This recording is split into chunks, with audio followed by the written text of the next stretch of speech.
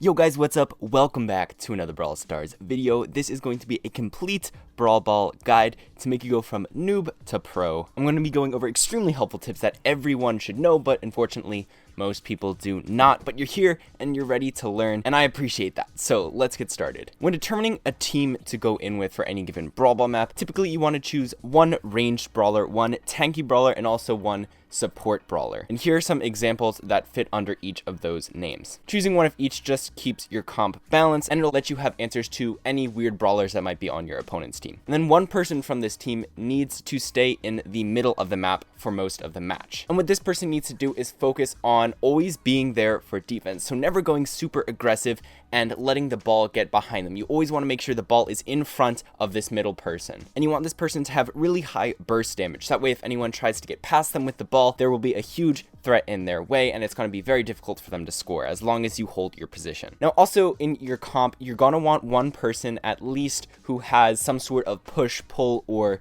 stun capabilities with their gadget or super. This is always going to be extremely useful when on defense as a sort of last ditch effort if your opponents get really close to your goal. And it's also pretty helpful on offense just to deny your opponents from being able to effectively defend. And then the last thing you might want to consider is maybe adding a wall breaker to your comp. It's very helpful to have someone who can break the walls in front of the goal on most maps, though it's not as necessary for maps with fewer walls that are blocking the goals. Now let's talk about strategy, and offensive strategy in particular. So there are basically two ways that you can go about trying to score a goal in Brawl Ball. You can either kill everyone on the opposing team, and if they're all dead at once, you just have a free pass into the goal. Or if you can't get that to happen, then usually you find some sort of opening that allows you to shoot the ball in without the opponents grabbing it, or by just tanking a bunch of damage and walking the ball directly into the goal. Or technically you could have some combination of these where you kill like two of your opponents, and then since there's only one person left, you can just walk it in and take that damage since it's only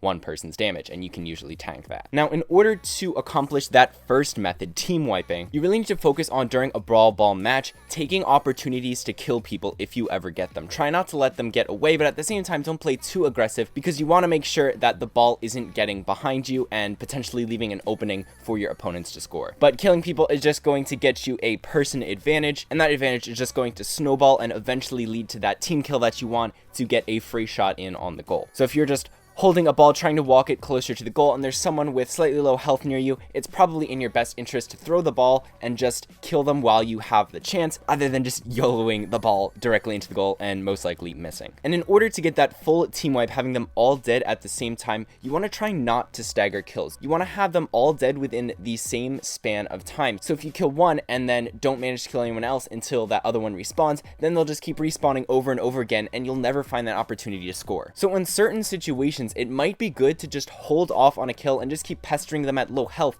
until you have that ability to make a full team wipe. A lot of times you can just pressure opponents back towards their goal when you have a really huge advantage on them, wait for all the respawns to get out of the way, and then once they're all bunched up in the same area, you should be able to kill them with someone like Ems or Spike, who has huge area control, and that's going to give you that team kill where you can get that free goal. And I know this happens quite a bit, but if you pull off a team wipe and you're very much on your side of the field and you're not going to be able to walk it all the way over to the goal by the time they respawn, but you still want to take advantage of those huge kills and you don't want to have that all go to waste, that is a perfect time to use your super to pass the ball as far as possible forward. Now, obviously, if everyone on your team is also on your side of the field, it won't really work, but if someone is left farther ahead of you, you can get the ball, quickly super pass it to them, and maybe even if they have their super on top of that, they can really make it move quick and just super it into the goal after that, or just that one super pass should be fine, and they'll probably have enough time to score it before your opponents respawn because you saved all that time with a super shot. Now, the other way to score a goal that I talked about is getting some sort of opening that allows you to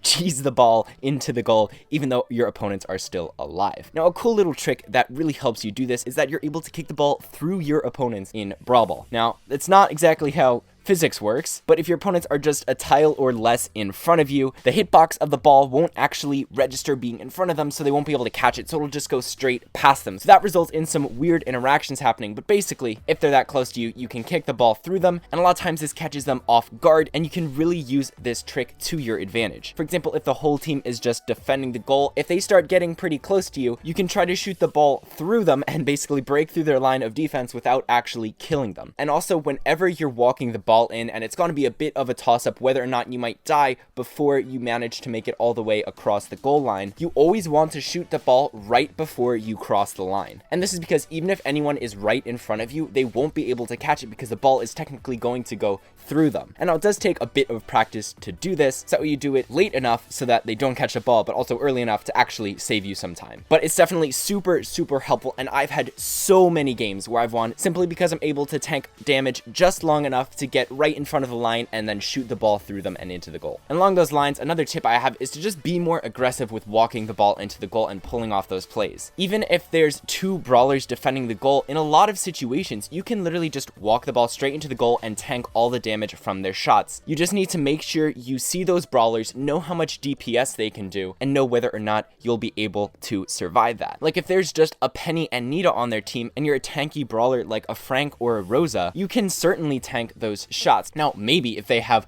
all 3 shots each and they use them all on you, you might die. But if you can bait their ammo, or you saw that they used their ammo previously trying to attack you or one of your teammates, then you should be able to just have a free path to the goal. So in this case, you don't really want to go aggressive and try to kill them because that advantage is entirely unnecessary and just throws away an opportunity you had to score. And you really just want to identify the threats on your opponent's team. Brawlers like BB are very good on defense because she can push you back with her main attack, and she also just deals a lot of damage. So like my previous example, if there's a Penny and a Nita defending and also a BB on their team, but the BB is distracted on one of your teammates and you have the ball, now that BB is not going to be able to defend, and those last 2 defenders don't deal much damage. So this is a perfect opportunity to just make a beeline straight for the goal and just tank all the damage, and most of the time this will actually work. You just have to make sure you really identify the situation and take advantage of it whenever possible. Now, the last way to create this sort of opening that I'm talking about is by doing certain tricks that are really brawler specific, but are very, very useful, and you really should get to know them, so that way you can use them on offense, as well as know how to defend against them if your opponents try to use them. So with Shelly and Colt, if you ever have your super and you're near a goal, but there's walls making your path super long to actually get to the goal, you can just shoot the ball at the walls and then immediately use your super to break those walls, and then the ball will still travel down that path, but since there aren't any walls anymore, it'll go into the goal. And a lot of times, this catches your opponents completely off guard, because obviously they're not going to stand in front of the walls to try to defend a goal because they don't expect you to shoot it in there. Now, maybe at high levels of play, they might think to do this, but a lot of times it is very beneficial to try this trick. Now, with El Primo, you can just kick the ball, pass it up far in front of you, and then use your super to land directly on top of the ball, and then it pushes everyone away and you get the ball. So a lot of times it's a clear beeline to the goal, especially if you have the Meteor Rush star power. You'll have even more speed after you pick up that ball and are able to go straight to the goal. So that just makes it even more likely that you're going to score off of this play. And on top of that, you get to break walls too, which is a really good benefit, even if they manage to defend some way. With Rosa, if you ever have your super and you're close to the goal, you want to get as close as possible before a lot of damage starts coming your way, and then you want to kick the ball off a wall, so that way it goes directly back to you. But while the ball is out of your hands, you can use your super and put on that shield, and then you'll get the ball right back as long as you kicked it in the right direction, and then you'll have the ball, you'll have a shield, and you can just walk directly for the goal, and you're going to be taking virtually no damage. With Daryl, you can also just kick the ball straight in front of you and use your super to land right on the ball, similar to El Primo, and then you can just walk it in, and hopefully you've covered enough distance that you shouldn't be able to die before you make it to the goal. With Frank, you want to get the ball and stand right behind some walls, and if anyone tries to stand in front of the walls, it won't really matter, because if you just kick the ball off the walls and use your super while the ball is out of your hands, you'll break all the walls in front of you, freeze anyone who's in your way, and essentially you'll just have a free path to the goal, because there's no way anyone can get in your way to defend, because they won't be able to make it there in time if they weren't stunned already. Now with Mortis, if you have the Coiled Snake star power, you get that boosted distance. So you want to do a similar thing by kicking the ball to yourself, but since Coiled Snake goes so far, you actually want to use a super shot here. So you use the super shot and then Coiled Snake to land directly on top of the ball. It covers a huge distance, catches your opponents by surprise, just like all these other strats. And then finally, you can also do this with Crow. You just kick the ball closer to the goal and use your super to jump and land directly on top of it. if anyone tries to stop you, they'll have to face a lot of poison damage, so this can also be very useful, especially if you use your gadget on top of it. Now finally, let's talk about defense in Brawl Ball. So basically, once you know a lot of good offensive strategies, the defense is basically just trying to prevent your opponents from doing all these cool offensive strategies. So you really want to make sure whenever you're on defense, don't get too close to your opponents, because then they'll just be able to shoot right through you. So you want to maintain a decent amount of distance, that way you can confirm that if they ever try to kick the ball, you'll just pick it right back up and you'll be able to get it out of the way and out of potentially scoring range. But at the same time, even though you do want to make sure there's a nice distance in between you and your opponents, you still want to make sure you're not too far away, because the farther away you are, the less of an angle they have to shoot the ball at to actually get it around you. So it's going to be easier for them to score when they can throw it closer to basically just a straight shot at the goal. But if you're really up in their face, they're going to have to kick it so much at an angle that they're not even going to be able to make it in the goal, even if they do manage to kick the ball around you. So basically, just stay as close to them as possible without being too close to them so that they can kick it through you. Also, when defending, you really have to just keep calm and take things slow. Even though it seems like everything's super hectic,